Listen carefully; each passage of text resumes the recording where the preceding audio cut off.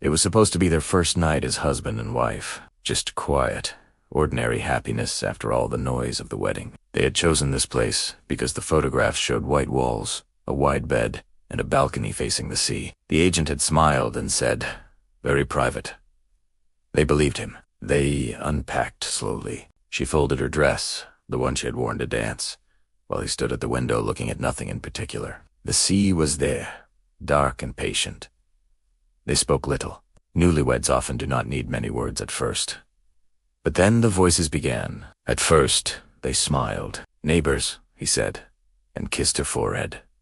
She nodded. They tried to ignore it. They sat on the bed, shoulders touching, pretending the wall was thicker than it was. But the laughter came again, sharper this time, followed by a low murmur that sounded intimate, confidential. She shifted. He cleared his throat. He suggested they step onto the balcony for air. She agreed. They stood side by side, elbows on the railing, watching the lights of fishing boats far out. The partition between balconies was so low a child could have climbed it. On the other side, two figures appeared, silhouettes against their own lamp. A woman in a loose robe laughed softly at something the man said. He put an arm around her waist. They did not notice, or did not care, that they were seen. She turned back inside first. He followed. They closed the glass doors, drew the curtains. But curtains are thin things. The voices followed them anyway, now softer, now louder, rising and falling like waves that refused to stop at the shore. They tried to speak of small things. The flight tomorrow, whether to visit the market in the morning, but every few minutes the wall answered for them. A giggle, a murmured endearment, the creak of a bed frame. Nothing obscene, just the ordinary sounds two people make when they believe no one is listening. Yet someone was, she whispered. "Can we ask them to be quieter?" He considered it, then shook his head. What would we say?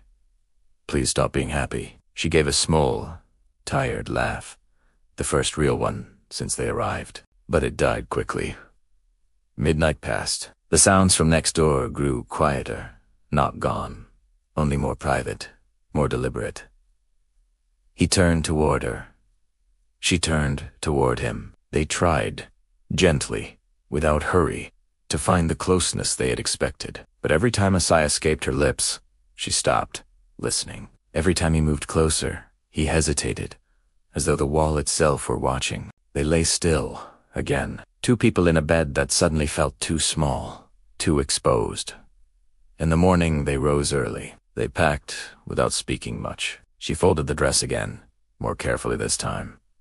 He zipped the suitcase shut. At the front desk, the clerk asked if everything was satisfactory.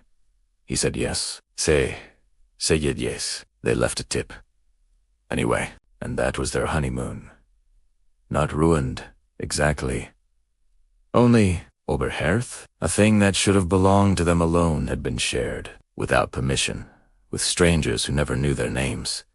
They never spoke of it again. But sometimes, years later, when a hotel wall is thin or a neighbor laughs too freely, one of them will pause, look at the other, and remember. The night, the silence, was louder than any word.